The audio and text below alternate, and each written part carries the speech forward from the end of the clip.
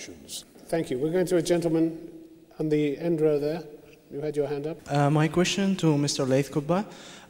Why do you consider Al-Qaeda as an illusion? I did not say Al-Qaeda is an illusion. I said talking to Al-Qaeda is an illusion. Al-Qaeda is real. I think even the US, despite the arguments that it made about Al-Qaeda, I think it has not clearly seen Al-Qaeda for what it is. The US has its own agenda, and Al-Qaeda was part of its agenda, but I do believe... But we are part of the agenda. Pardon? But we are part of the agenda. Are you from Iraq? Yeah, I'm from Iraq. The debate about the US and its policy in the region is one thing, the critique, the mistakes. But also Al-Qaeda has an effect on the policy of the region. Absolutely. I'm looking at it purely from a Muslim and an Arab perspective to say this is a disease that is spreading in our own body that is going to bring even 10 times more mayhem than we've seen so far. We must take responsibility. I think the fact we are asleep, we toy with it, we think it is like any other organization, is going to expose us to far more dangers than we've seen so far. You would talk to Al-Qaeda? To stop the bloodstream? Yeah. Because of personal experience? It's not because of personal experience, but I have friends, I have family there. I'm worried about them every single day. Why would not talk to Al-Qaeda and stop the bloodstream there?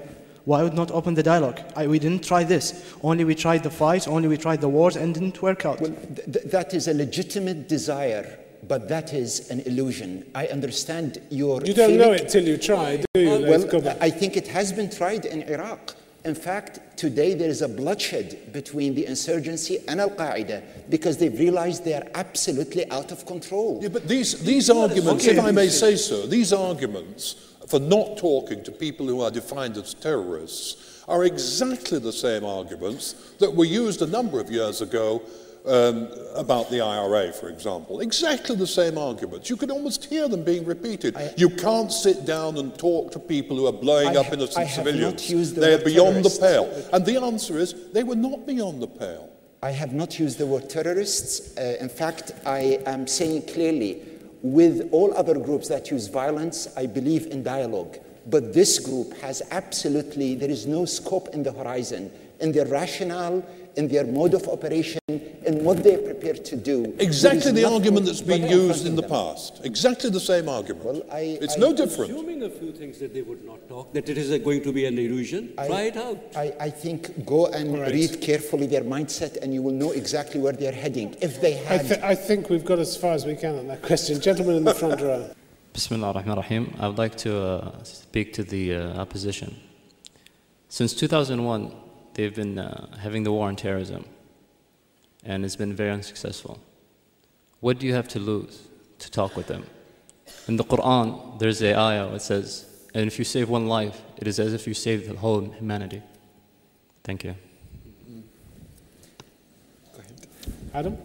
Well, I mean, I think that on the 12th of September 2001, the West, if you like, had the sympathy and goodwill of hundreds of millions of people in the Muslim world. I think the disastrous experience with Iraq, the Abu Ghraib rendition, and so on, has done a huge amount to damage the reputation, for example, of the United States, which actually has been and is a great force for good in the world.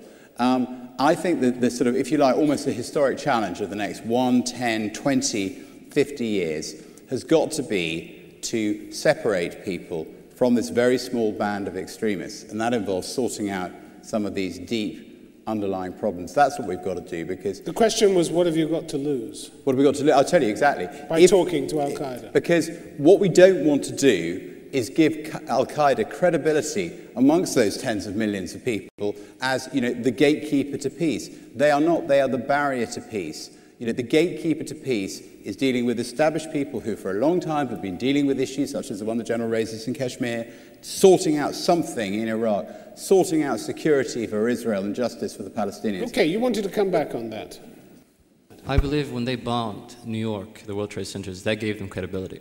And by us being here and talking about this issue, this gives them credibility. It gives them credibility as mass murderers, but not people to be, if you like, the spokesman, the first port of call, the entry point for dealing with these problems. Absolutely not.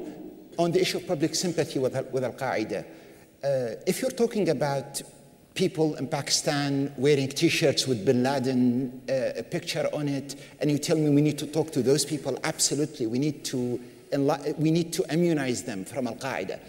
If you look at Jordan, where initially they had some sympathy with what was happening in Iraq in terms of the car bombing, but the public opinion in Jordan overnight turned upside down when 4 bombs went into their hotels, into weddings, and whole of Jordan went into mourning, and they've just had a taste, a tip of the iceberg of what Al-Qaeda will do, not can do, but will do in every city. Okay, there's a lady in the 3rd row there we'd like to hear from. Yes, you. I would like to talk to the opposition. Personally, I think it's the duty of both West and East to talk to Al-Qaeda. Al-Qaeda was a result of many groups that both East and West encouraged Muslim groups against communism.